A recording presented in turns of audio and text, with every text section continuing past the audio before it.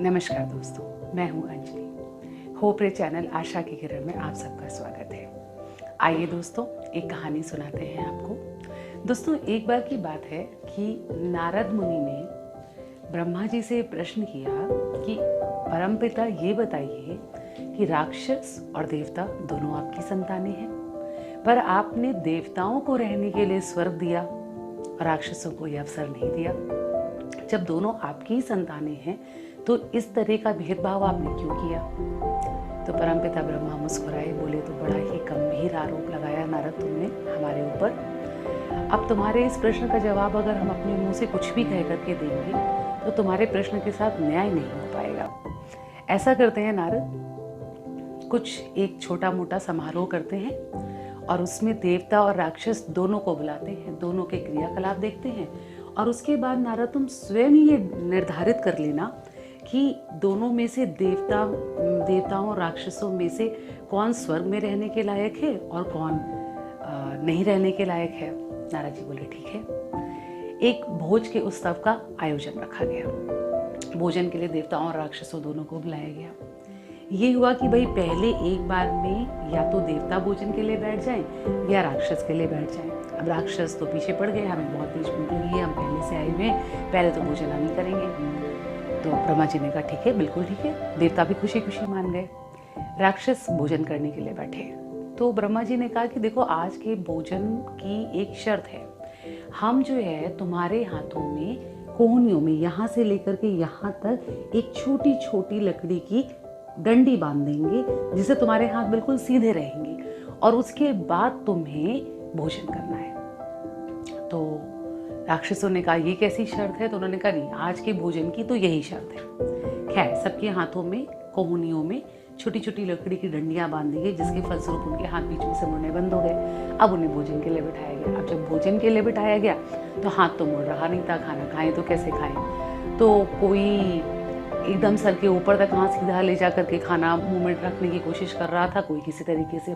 फलस्वरूप सारा खाना यहाँ वहाँ बिखर गया, उनका पेट भी नहीं भरा और बहुत सी गंदगी हो गई वहाँ पर। राक्षस उड़ गए खाने से, बहुत बिगड़े ब्रह्मा जी के ऊपर। हमारा अपमान करना था तो हमको बुलाया क्यों, भोजन कराना ही नहीं था, तो ऐसा करने की क्या जरूरत थी, कह करके वो वहीं पर गुस्से से जाने लगे। तो ब्रह्मा जी ने कहा अरे बैठो थोड़ी देर, जा क्यों रहे हो, देवताओं का भी तो भोजन हो जाने दो।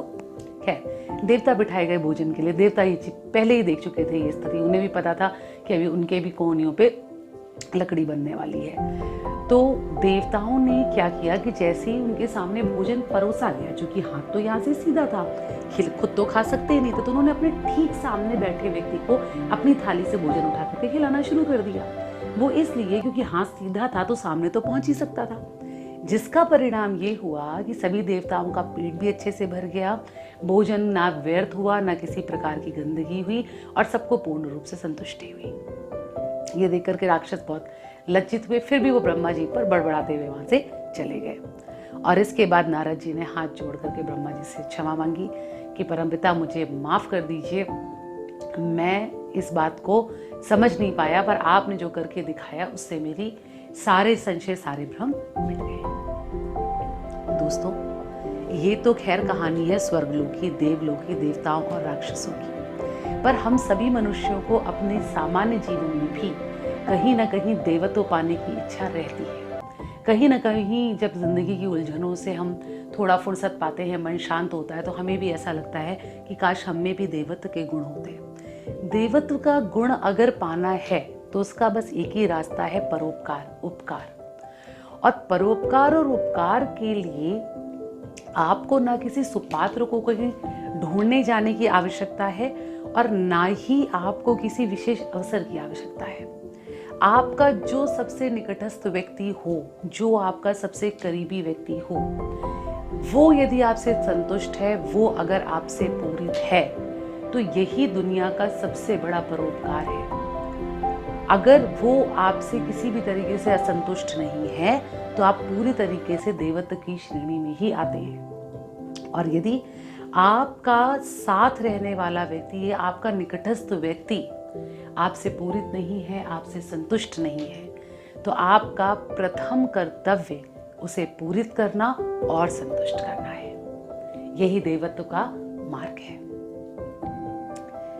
आशा करते हैं दोस्तों कहानी का संदेश आप तक पहुंचा होगा, कहानी आपको पसंद आई होगी।